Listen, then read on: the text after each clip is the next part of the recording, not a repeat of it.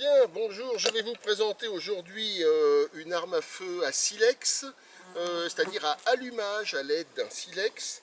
En fait, il s'agit tout simplement de l'adaptation du briquet à silex qui était en service depuis l'Antiquité sur une arme à feu, pour pouvoir faire la mise à feu de la poudre. C'était le système qui était utilisé depuis inventé aux alentours des années 1610-1620 par Marin le Bourgeois, armurier de Lisieux, et qui a été utilisé pour la dernière fois pendant la guerre de 1870 au siège de Châteaudun, où les pompiers de la ville ont défendu la ville avec des fusils à silex napoléoniens, donc de Napoléon Ier, qui marchaient à silex. Ils avaient que ça, donc ils se sont défendus avec ça.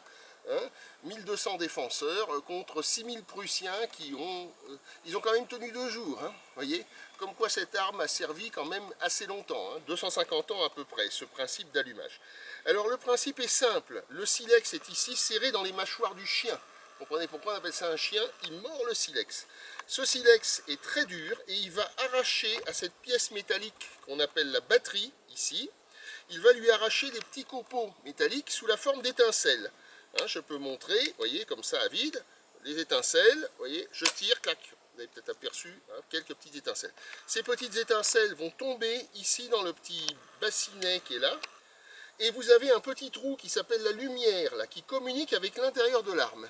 La poudre qui est là va s'enflammer instantanément et mettre le feu par le petit trou à la poudre qui est à l'intérieur, et le coup va partir. Voilà, alors je vais charger l'arme.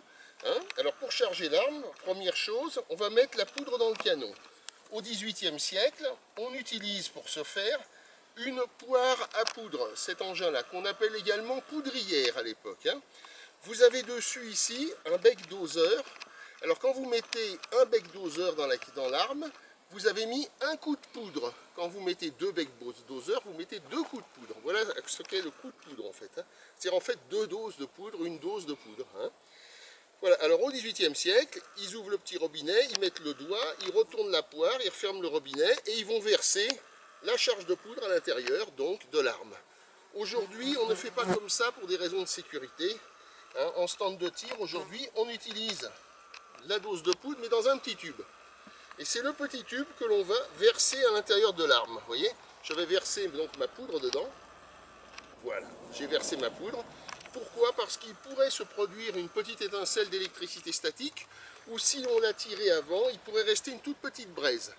À ce moment-là, la poudre s'enflammerait d'un seul coup, mais s'il n'y a rien devant, c'est pas grave, ça fait une flamme en l'air et c'est tout. Si vous avez la poire à poudre qui est là, le feu se communique à la poire à poudre et elle explose comme une grenade. Vous voyez, voilà pourquoi aujourd'hui, on ne charge pas directement à la poire. Mais au 18e, on le faisait. Alors, la poudre qui est utilisée pour les armes à feu au XVIIIe siècle est la poudre noire. Je vais vous la montrer, voilà, j'en ai mis dans ma main, là. Vous voyez, cette poudre noire, c'est un mélange de soufre, de salpêtre et de charbon de bois, inventé par les Chinois, vraisemblablement au 7e siècle, après Jésus-Christ, mais on n'a pas la date exacte. Elle sera la seule en service jusqu'en 1894, où Paul Vieille, un Français, invente la poudre sans fumée, qui sera appelé à la remplacer. Alors la poudre noire, vous la voyez là, c'est un explosif puissant, il faut le savoir. Elle fonctionne très très bien, elle s'allume très très bien et elle se conserve assez bien que dans la mesure où on ne la met pas dans l'humidité. Voilà. Elle a un inconvénient, c'est qu'elle encrasse énormément et effectivement elle est moins puissante que la poudre sans fumée, 3 fois moins à peu près. Voilà. Mais si vous multipliez la charge par 3, vous obtenez la même puissance. Alors, il ne faut jamais mettre de poudre sans fumée dans une arme prévue pour la poudre noire, je le précise, jamais. Que de la poudre noire dans les armes pour la poudre noire. Voilà, voilà cette poudre donc qui sera l'explosif utilisé, entre autres pour chasser la bête du Gévaudan. Voilà. La poudre utilisée par le porte-arquebuse du roi, donc est une poudre noire du moulin de Saint-Joseph. Dite poudre de Saint-Joseph, pourquoi? Parce que c'était un moulin dans la région parisienne qui qui faisait de la poudre et de la poudre noire de qualité, bien entendu. Donc poudre de Saint-Joseph. Saint-Joseph n'a rien à voir avec la poudre, c'est pas lui qui l'a inventé, je précise. Voilà. Alors une fois qu'on a mis la poudre, eh bien 2 choses, soit si c'est un fusil, c'est-à-dire une arme dont le canon à l'intérieur est lisse, on va mettre des chevrotines, vous voyez ces balles là qui sont collées là sur une bourre en feutre, là celle-là est en liège, hein, une bourre en liège. Des chevrotines, quand elles sont destinées au loup, on les appelle post-à-loup. Voilà. Soit on va mettre une balle, hein, c'est-à-dire une grosse balle, vous voyez, je prends celle-là volontairement, elle est grosse, hein, une balle de plomb qui fait pratiquement le diamètre, le calibre de l'arme, hein, et si on tirera la balle, alors cette balle qui fait le calibre de l'arme, on l'appelle un lingot. Alors parfois, on mélange un lingot plus des chevrotines au 18e. Hein. Ils font des charges très lourdes, ça arrive. Hein. Voilà, le lingot est parfois mis avec des chevrotines, c'est-à-dire des chevrotines plus le lingot. Hein, c'est ce qu'avait fait le porte-arquebus du roi François-Antoine dans sa canardière. Alors aujourd'hui, je ne vais pas mettre de balle, je vais remplacer cette balle, hein, par une bourre de papier. Mais avant, je vous montre, quand on met une balle dans une arme au XVIIIe siècle, on l'enveloppe d'un petit tissu. Ce petit tissu, on appelle ça un calepin. Ce tissu va permettre de coincer la balle dans le canon de l'arme, voyez.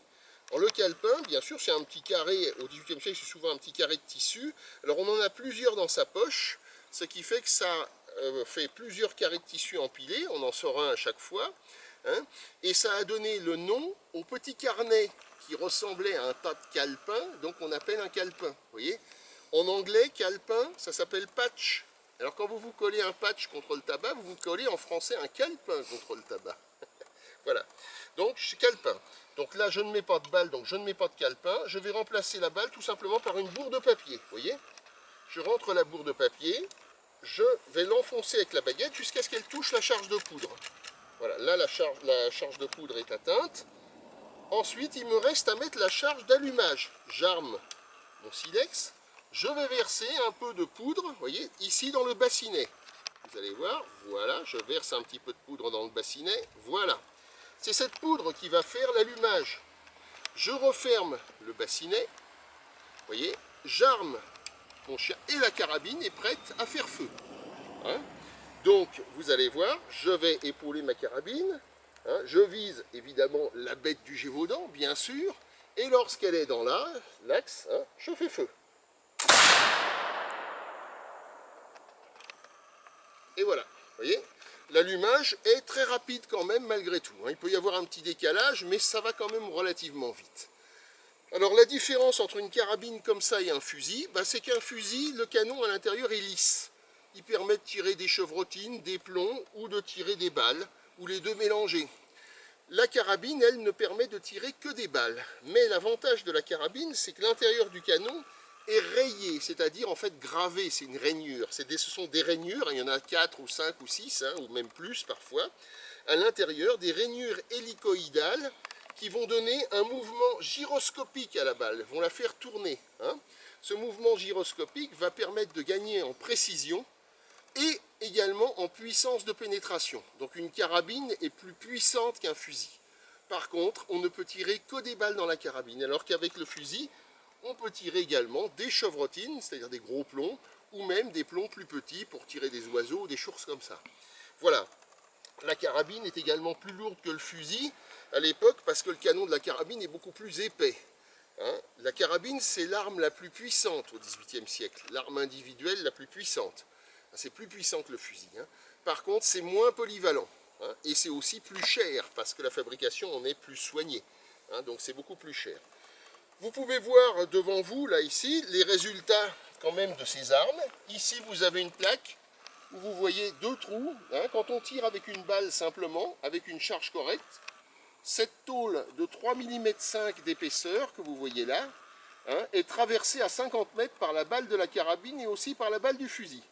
Par contre, si l'on tire avec des chevrotines, qu'on appelle post-à-loup quand elles leur sont destinées, vous voyez, on ne traverse pas la tôle.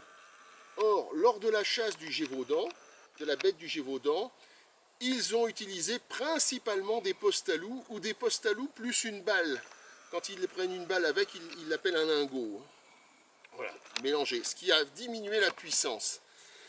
Voilà, et vous avez donc la différence ici très nette de la puissance balle-sol et post-à-loup ici qui, elle, n'arrive pas à traverser. Donc la plaque de tôle de 3,5 mm. C'est de la tôle d'acier ordinaire, mais ça fait quand même 3,5 mm et c'est tiré à 50 mètres. Ce qui donne quand même une idée de la puissance des armes de l'époque. Hein. Ce ne sont pas des fantaisies. Hein. Voilà. Voilà ce qu'on peut dire. Alors on a eu également, sur le même principe, des pistolets. Hein, on a un abbé célèbre qui a chassé aussi la bête au pistolet. Les dragons du régiment de Clermont-Prince avaient des carabines, leur chef quelques fusils, et également ils avaient des pistolets de cavalerie qui ressemblent à ce modèle à peu près. Eux aussi avec une platine à silex, avec un silex, voici un pistolet de cavalerie du XVIIIe siècle, voilà, ce à quoi ça ressemble. Voilà. Pour vous montrer. Donc ce sont quelques armes. Vous apercevez aussi une hachette là, parce qu'il y a des gens qui se sont défendus avec. Ici, un couteau de chasse du XVIIIe siècle, vous voyez, une belle arme, un couteau de chasse du XVIIIe siècle. Bon, c'est aussi une arme redoutable. Et une des armes également qui ont permis de chasser la bête que vous avez ici. Ben, vous voyez, il ne faut pas l'oublier, il s'agit du livre de prière. Vous avez ici le livre de prière, vous voyez ceci, c'est un livre de prière ancien, vous voyez, et bien sûr que les prières ont servi donc pendant la chasse de la bête. Voilà, quelques petites choses à montrer. Vous avez également le poison qui a été utilisé, notamment par Denval, le sieur Denval, Jean-Charles Vaumel Denval, qui était grand louvetier normand, et qui a essayé de tuer la bête, notamment en empoisonnant les cadavres avec de la noix vomique, Nox vomica. Voilà, la noix vomique, voici, c'est ça. Bon, et puis, on peut voir également, vous voyez ici, quand même que les chevrotines, malgré tout, c'est pas inoffensif. Là, c'est tiré aussi à une cinquantaine de mètres dans un morceau de bois qui fait 4 cm d'épaisseur, c'est du pain. Vous voyez, la chevrotine perce ici et passe à travers. On voit bien, elle fait éclater le bois derrière et elle ressort. Vous avez ici, vous voyez, les chevrotines qui sont passées à travers et on voit, ça fait éclater le bois quand même. C'est-à-dire que les chevrotines, malgré tout, ne sont pas inoffensives. Ça peut être efficace, mais il ne faut pas être très loin. Voilà. Bien sûr, tous ces essais ont été réalisés avec des charges très soignées. Voilà. C'est ça qui est important de dire, c'est-à-dire charger soigneusement. Bien entendu, ce qui n'était pas forcément toujours le cas au XVIIIe siècle. Dans certains cas, ils avaient des théories qui étaient plus ou moins, je dis bien plus ou moins scientifiques. Voilà ce qu'on peut dire. Merci.